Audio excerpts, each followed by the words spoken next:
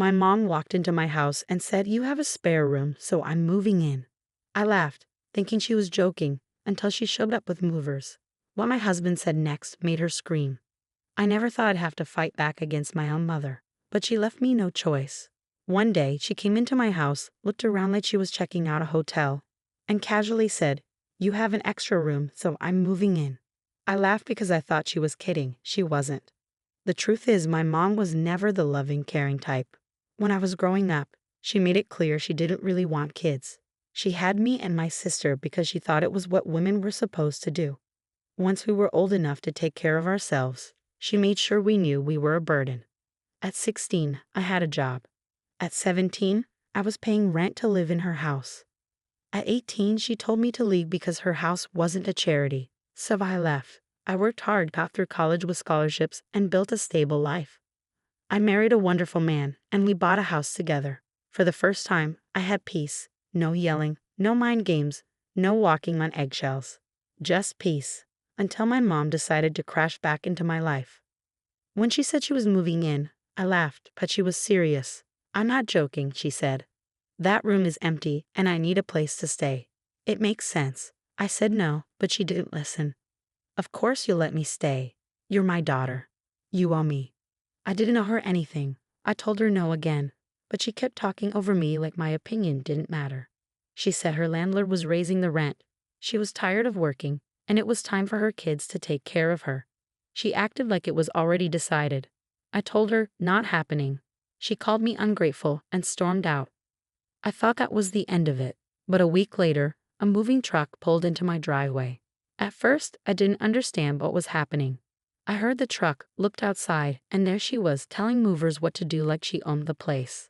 I ran outside and said, "What are you doing?" She looked at me like I was dumb and said, "Moving in." I laughed again, thinking it was a joke, but the movers were already unloading furniture. A couch, boxes, even a bed. I stood in front of the door and said, "No, you're not moving in." She rolled her eyes and said, "Don't be dramatic. I'm your mother. Of course I'm moving in." That's when my husband stepped in. He walked up to her, crossed his arms, and in a calm but cold voice said, "Take your things and get off our property. Now?" My mom, who was used to getting her way, looked shocked. "Excuse me," she said. He didn't back down. "You heard me." Then she screamed, a loud, angry scream, right there in the driveway in front of the neighbors and the movers. She lost it. "You can't do this to me," she yelled. "This is my right. You owe me." She turned to me, her face red with anger. "You're really going to let him talk to me like this? I raised you. I fed you. I gave you a home." I stared at her, furious. "You kicked me out at 18, I said." She waved it off. "You were an adult." I replied, "So are you." She kept screaming, saying we were cruel, that she'd tell the whole family, and that I'd regret this. The movers looked uncomfortable, realizing they were in the middle of a family fight. Then my husband said, "If you don't leave in 5 minutes, I'm calling the police." That shut her up for a moment.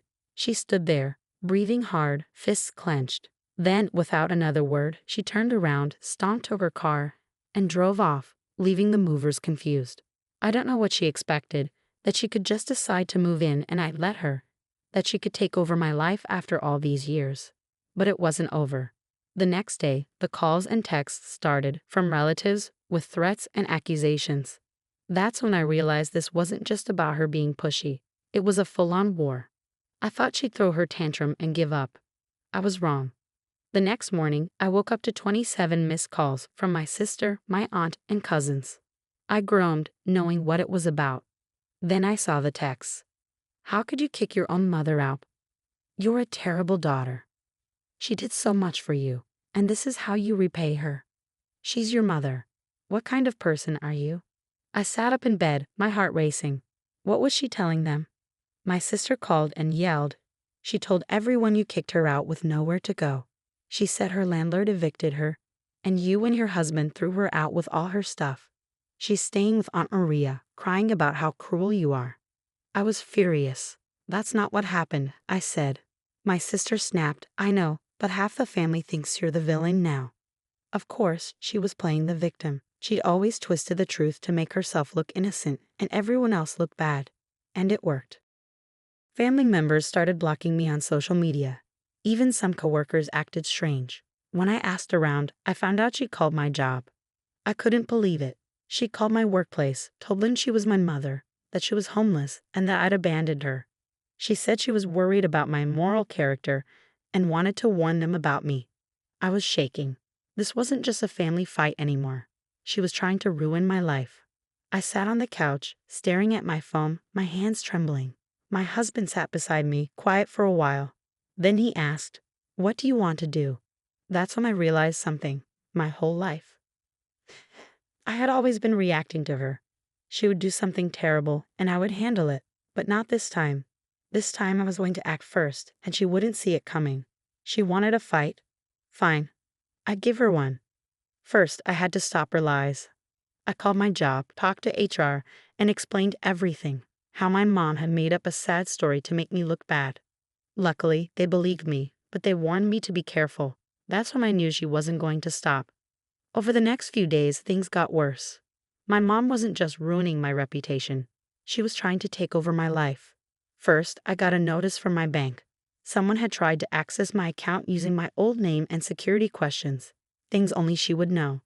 Then, I got an email from my insurance company. Someone had tried to add themselves to my policy, and the last straw, a fake claim saying I had abandoned her and was financially abusing her. She was trying to make me look like a criminal. I was angry, but I stayed calm. If she wanted to play dirty, I'd play smarter. I froze my credit, changed all my passwords, and set up extra security. Then, I called a lawyer. After that, I started digging into her past. Because my mom had secrets, big ones, and I was going to expose them, the truth that would destroy her. I called old family friends and people who used to know her. What I found out shocked me. It turned out she hadn't just been evicted like she said. She had been kicked out for scamming her landlord. She had been renting out her apartment on Aaron without telling him, making thousands of dollars and not paying him. When he found out, she tried to blame him. It didn't work. She was banned from renting in most places.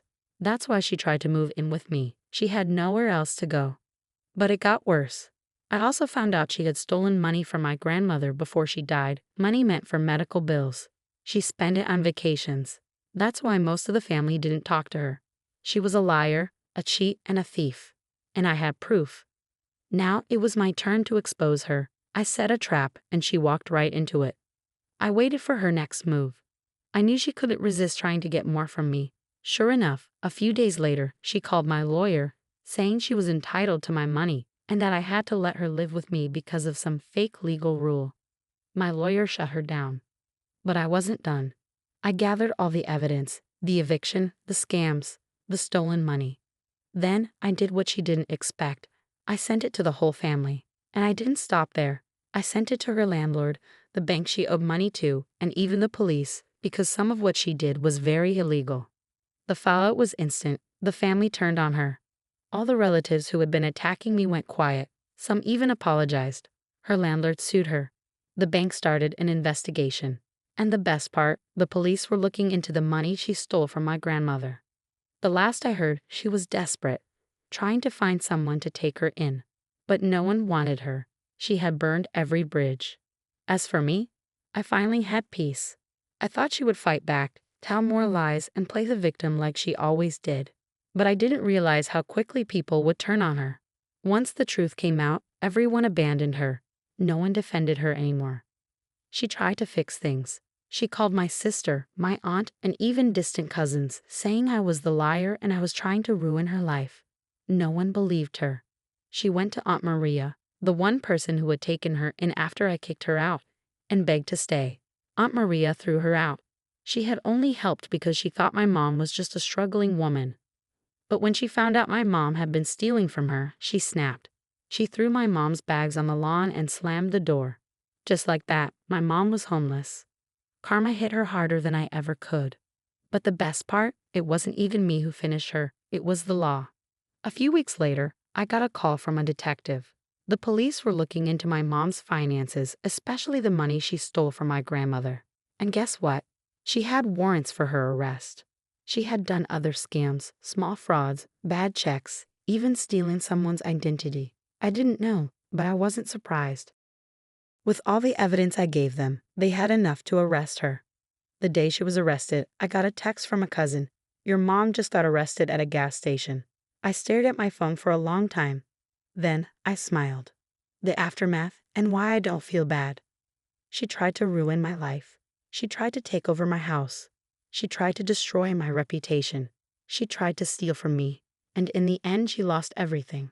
She spent months fighting legal battles. Last I heard, she was living in cheap motels, begging family for money. No one helped her. She had burned too many bridges. As for me, I moved on with my life, peaceful, happy, and free. For the first time, I felt safe.